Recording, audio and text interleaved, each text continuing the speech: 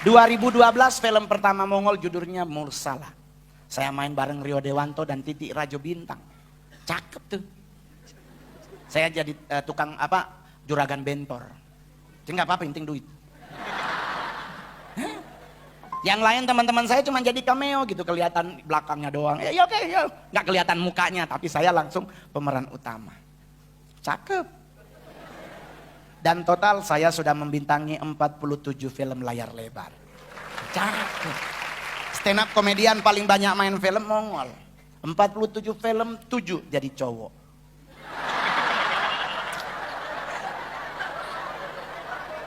Empat puluhnya saya jadi bencong. Anda coba bayangkan seorang anak Tuhan masuk dunia entertain dapat peran jadi bencong. Anda pikir enak? Enggak, adik-adik. Enggak enak banget Bapak Ibu. Karena kita bertolak belakang dengan karakter kita aslinya. Kita anak pangker. Ya kan?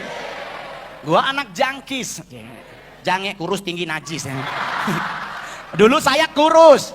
Loh, kita kan anak metal, Bro. Gitu. Disuruh jadi bencong. Bertolak belakang enggak Pak, honornya lumayan. Jadi sampai hari ini saya lagi syuting film, kamu lagi syuting film di Manado. Tadi pagi dari Manado ke Jakarta, Jakarta ke Semarang, Salatiga. Besok pun dari Salatiga ke Semarang, Semarang Jakarta, Jakarta Manado. Film ke-47. Ada 2 film Kamongol yang belum tayang, 1 Jurik Salawe. Itu Kamongol jadi orang Sunda. Tapi laki, puji Tuhan. Jadi Bapak Ibu kadang-kadang kita nggak bisa maju dalam hidup. Bukan karena Tuhan yang tidak memberkati, tapi karena kita Bapak Ibu. Kita terlalu ribet dengan apapun. Semua apa yang kita miliki, apa yang kita lakukan selalu membuat kita susah maju karena pikiran kita. Di saat saya jadi bencong di film, itu juga gereja bergeliat. Ini anak Tuhan kok jadi bencong. Mempermalukan hadirat Tuhan. Gue macam, cius. 2 bulan loh, 2 minggu saya ditelepon gara-gara Komik 8 saya jadi Sailor Moon. Siapa yang udah pernah nonton Komik 8 season 1? Saya jadi apa? Sailor Moon, tarang. 2 minggu tayang film saya dimarahin oleh hamba Tuhan. Banyak banget telepon, Pak Mongol kamu kan hamba Tuhan. Jangan mempermalukan Tuhan, pilih karakter yang memuliakan Tuhan. Gue tertekan loh cuy, 2 minggu diomel-omelin. Lama-lama pendetanya gue marahin, balikin perpuluhannya. Loh, Bapak Ibu tahu perpuluhan saya dapatnya dari mana? Ya dari bencong bos. Lah gue jadi bencong lu marahin tapi perpuluhannya diambil. Ini kan kurang ajar Pak. Kalau begitu balikin dong, kan lumayan. Dari kasus itu sampai hari ini nggak ada lagi pendeta yang marahin saya. Karena kalau nggak gue ancam balikin. Lumayan loh 150 juta 10%-nya berapa? Kenceng tuh. Bisa dapat cincin 20 gram loh. Ya bisa nyembah Tuhan sambil buka jari. Jadi Bapak Ibu banyak hal dalam hidup kita itu luar biasa. Cuman kitanya yang susah bergerak karena ribet sama pikiran. Sekarang kita diperhadapkan dengan masalah makan minum yang harus serba sehat. Ada orang larang nanya Mongol, Bang, lu kok udah buncit sekarang? Terus emang kenapa? Ya jangan begitu Bang, jaga kesehatan. Hah? Lah gue mah jagain emak gue udah tua, mah gue jagain kesehatan. Ya kan? Yang logik lah, gue lebih ngurusin emak daripada kesehatan. Emang kenapa? Emang abang kalau makannya gimana? Ya gue makan gue ngunyah. Karena gue mama biak ya kan, masa dijilat kan gak lucu. Iya Bang, maksudnya gini Bang, jaga kesehatan Bang, takut nanti kan serangan jantung. Emang kenapa? Perutnya Bang udah kebuncitan. Nah terus, jadi abang makan nasi apa sekarang? Ya nasi mateng. Ya nggak mungkin kok makan aking gitu kan? Nggak, maksudnya nasi putih. Iya gue nasi putih. Ih jangan Bang, jangan makan nasi putih. Ya emang kenapa? Bang nasi putih itu karbohidratnya tinggi. Hah? Terus iya gulanya juga gede Bang, tinggi banget bisa jadi diabetes nanti. Terus ganti Bang pakai nasi merah. Hah? Oh jadi nasi putih jangan makan, pakai harus nasi merah. Bahkan padahal enakan nasi kuning. Iya enggak? Nasi putih nggak boleh, disuruh ganti nasi enak mana? Nasi kuning udah lengkap, ada ayamnya, ada oreknya nih kan. Kenapa? Karena kita ribet ngadepin apapun. Hidup kita menjadi ribet karena kita punya otak ribet. Coba Anda bayangkan orang tua kita zaman dulu, ada nggak mereka mikir makan apa? Enggak Pak. Mereka hidup gelap-gelapan Pak. Ada lampu datang tentara Belanda loh. Nenek saya lagi buang air di kali, tahu-tahu ada bom, gak cebok dia lari. Karena yang dia pikirkan keselamatannya dulu, kesehatannya mah nanti aja. Lu sehat tapi meninggal, Percuma. Tapi coba bayangkan apa yang terjadi dengan Oma Mongol. 100 tahun umurnya. Bayangkan kita yang makannya sangat healthy pun, tahu-tahu stroke. Nah, orang zaman dulu nggak pernah mikir pakai Lifebuoy perak. Detol kuning 99,9% kuman mati. Enggak, Pak. Hidup mati manusia ditentukan oleh Tuhannya, bukan oleh apa yang ia makan, apa yang ia minum. Buktinya kita yang nge-gym sangat sehat banget. Sehari treadmill 40 menit. Waduh, teman gue tiap hari nge-gym, makannya juga ngosennya pakai minyak zaitun. Sekarang lagi stroke. Lah di depan rumah Mongol ada orang gila ngumbek-ngumbek tong sampah ambil makanan, sekarang masih hidup. Anda tahu kenapa? Karena kita ribet sama pikiran. Kenapa kita ribet? Karena kita yang membuat ribet. Coba buka Roma 12 ayat 3. Nih, potongan generalnya dari belakang. Kita buka Alkitab sama-sama, Roma 12 ayatnya yang ketiga. Hari ini kita bukan stand up loh, Pak.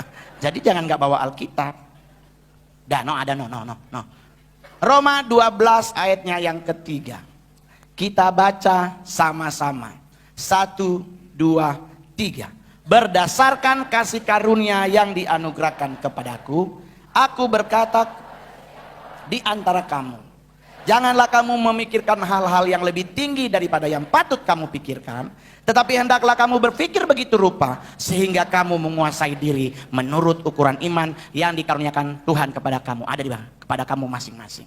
Apa yang dibilang tadi? Janganlah memikirkan hal-hal yang lebih tinggi. Nah, kita jadi PA karena kebanyakan mikir. Ngol, jangan lewat situ Ngol, di kuburan itu serem loh Ngol. Jadi kita muter aja 2 kilo. Ya Allah. Bayangkan cuma 2 menit nyampe gara-gara kuburan muter. Mongol bilang, "Enggak, ayo." Ya, aduh bang, serius bang, aduh bener loh serem banget. Udah ayo. Rombongan jalan berlima, pas mau lewat kuburan, dehem 5-5-nya. Misi mbak.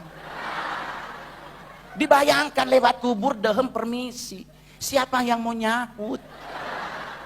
Pak, jenazahnya 5 meter di bawah tanah. Kalau kita permisi, dia ngomong silakan. Meninggal berlima berdiri, Pak. Ini kenapa kita jadi ribet? Karena otak kita lewat pohon beringin di situ, jangan situ suka ada kuntilanak Mol. Lah kenapa kita takut datengin tuh pohon, tegur tuh kuntilanak, apa lu di atas pohon? Lu kan cewek. Kok kita jadi ribet? Karena ribet di kita sejujurnya. Hidup ini harusnya indah karena lahirnya Kristus, matinya Kristus, bangkit dan naiknya Kristus. Itu membuat kita harusnya jadi enak. Kenapa jadi mumet? Karena otak kita yang bikin kita mumet. Anda berpikir Tuhan bisa dicogok dengan 10% dari penghasilan Anda, terus Tuhan akan sayang sama kita? Tidak. Tuhan paling berkenan dengan pujian penyembahan kita. Bukan duit kita, coy. Dia yang ciptakan langit dan bumi. Terus lu menyogok 10%. PA lu namanya. Jadi saya kalau mau diikut-ikutin gini. Kamu ngol di dunia artis, hidup tuh sebenarnya enak, Bos. Famous iya. Tapi apakah itu mendatangkan kebaikan? Ya belum tentu juga. Terus kalau kita diwawancara ngomongin hidup orang lain, apa hubungannya sama kita? Saudara juga kagak disuruh ngomongin itu. Mas Mongol bagaimana tanggapannya tentang Barbie Kumalasari? Mbak Barbie bukan saudara gue. Lakinya juga gue juga bukan saudara gitu. Lakinya orang Sunda, gue orang Manado, saudara dari mana? Nah, terus ngapain gue disuruh ngurusin? It's not my business. Cakep. Dan itu juga berlaku buat kita anak-anak Tuhan. Gak usah ngurusin hal-hal yang bukan urusan kita. Kita ribet sama apapun, di sebelah sono yang ribetin, kita ikut-ikutan ribet. Jadi buat anak muda, lu mau jadi anak muda yang luar biasa, gak harus mumet. Masalahnya bang, gue udah 4 tahun jomblo. Ya biarin aja, lu belajar di Alkitab, Ishak nikahnya umur berapa gitu. Sekali dia dapet, lahir generasi cemerlang, ya gak usah ribet. Jadi coba yang merasa diri cowok, angkat tangan yang masih jomblo. Cowok yang masih jomblo, angkat tangan. Jujur di hadapan Tuhan itu mulia. Oke. Cowok yang masih jomblo angkat tangan. Apa yang harus Anda turun tangan. Apa yang harus Anda lakukan supaya Anda punya pasangan hidup? Tidur. Jangan cari Tuhan Yesus dulu di surga, lu mau ke surga berangkatlah kalau begitu. Apa yang harus dilakukan? Tidur. Kenapa tidur? Baca Alkitab. Hawa diciptakan Tuhan di saat Adam sedang tidur. Jadi nggak usah ribet sama hidup, nggak punya pacar, tidur aja. Tapi ingat baik-baik, fase tidurnya yang jam berapa. Lu kalau tidur dari siang itu pemalas namanya. Alkitab berkata siapa yang tidak bekerja jangan dikasih.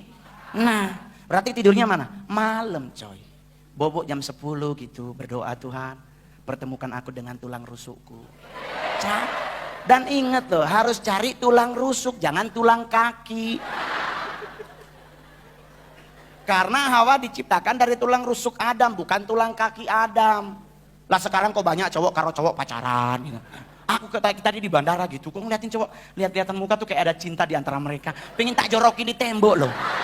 Kalau nggak ingat kriminal karo dosa udah tak. Iki kok ada, kayak tatapan matanya. Bulan lalu saya nongkrong di Senayan City juga begitu, ada cowok suap-suapan. Gue langsung, temen gue bilang, kenapa lu sewot Ngol? Ya bukan soal begitu, gue udah 4 tahun gak ada yang nyuapin. Gue juga lagi rindu-rindu suapan itu, cuman gak dapet sampai hari ini. Kenapa jadi ribet? Karena otak kita. Otak kita cuman sebesar bakpao. Bisa membuat hidup kita maju mundur gak jelas. Padahal Tuhan udah bilang, gak usah mikir ketinggian. Hidup ini dijalanin, bukan dipikirin bos. Kalau hidup ini kita pikirin, gak maju hidup kita. Di sini ada setan, di sini ada itu, di sini ada begini. Gak boleh makan ini, gak boleh makan itu. Akhirnya teman saya masih usia 46 tahun, sekarang udah puasa durian. Kenapa lu gak makan durian? Takut nggak gue serangan jantung. Terus ya meninggal. Kenapa meninggal? Takut kan meninggal kita pulang. Terus dia langsung ngomong, ya udah nggak lu duluan. Enggak juga begitu kan, ya kan? Buat orang-orang yang sakitnya darah tinggi, nggak harus lari dari durian, boleh makan durian. Jadi jangan satu buah gitu loh, satu bijinya aja. Tapi jangan digigit, diisep. Itu nggak mungkin darah tinggi. Isep-isep aja sampai Tuhan datang nggak habis-habis sebiji. Jadi hidup ini nggak boleh dibuat ribet. Saya kalau dibuat ribet adik-adik, bapak-bapak ibu-ibu semua nggak akan jadi artis saya Pak. Saya akan mumet sama muka saya. Oh masa sih kok bisa jadi artis? Kayaknya nggak mungkin deh. Ketinggalan. Sama dengan gadis bodoh dan gadis bijaksana di Alkitab. Mumet pikirannya mereka. Ini kira-kira masih nyala nggak ya kalau itu Tuhan pengantinnya datang? Aduh kayaknya mau mati deh. Aduh gimana nih? Mikir, tahu mempelai datang. Baru mereka berlima lari nyari minyak. Harusnya kalau otaknya waras ngapain lari? Kan 5 yang bijaksana lampunya masih hidup. Kan bisa numpang bareng ya bos. Kenapa mereka harus lari? Karena di saat kita ribet sama pikiran, timbullah kekhawatiran. Saya kalau timbul kekhawatiran, mohon maaf, jujur sejujur-jujurnya saya paling takut naik pesawat Pak. Mending gua meninggal kapal laut masih boleh berenang. Lalu jatuh dari atas Pak, belum nyampe bawah udah meninggal. Jadi kalau pesawat goyang langsung gua lihat darah Yesus. 35.000 kaki loh bos, ya Allah. Jadi orang nanya, terus gimana Bang Mongol? Ya udah santai aja, gue bawa headset kemana-mana denger lagu gereja. Gue paling doyan banget sekarang lagu judulnya Waymaker. Anak-anak muda boleh download. Itu lagu rohani paling keren tuh yang hari ini gue dengerin. Kemana aja judulnya Waymaker. Jadi hidup itu dibawa indah, dibawa santai. Jadi nggak usah dibuat ribet. Pak, saya main sinetron pertama itu judulnya Naik Enak Turun Oga. Itu tayang di Antv bareng-bareng Om Indro. Satu episodenya ada Mongol. Dan saya jadi apa? Jadi kuntilanak Pak. Anda kalau nggak percaya cari di Google, saya nangkring di pohon Pak. Nggak ada dialog, cuman segitu doang Pak. Kalau saya pikirin Pak, saya pasti nggak mau ngambil tuh sinetron. Iya dong. Kok gue jadi kuntilanak ya? Yang bener aja dong, gila gue stand up komedi termahal kok disuruh jadi kuntilanak. Kalau saya mikirnya begitu, ya nggak dapet sinetron. Yang saya pikirin adalah duitnya. Bukan karena saya mata duitan, enggak. Mata saya mah minus sama silinder. Sama juga di sinetron ganteng-ganteng serigala. Malah sama Aliando. Kalau saya mikirnya ribet, enggak dapet Pak. Itu pun saya cuma manggilin doang. Bro ditabrak mobil, pulang. Enggak ada lanjutannya, kalau udah meninggal Pak. Jadi saya cuma 10 menit lah di lokasi syuting. Udah pulang dulu ya. Cuman segitu Ngol. Enggak apa-apa, yang penting transferan masuk. Yang paling banyak sinetronnya tuh Mak Ijab Pengen ke Mekah. Itu bareng Wow. Dia ngomong apa, gue cuman hah? Kan gak nyampe waktu itu. Dan itu judulnya yang bikin kita enek. Babi ngepet. Dan Anda tahu saya ngapain Bapak Ibu? Tanpa dialog cuman gendong babi.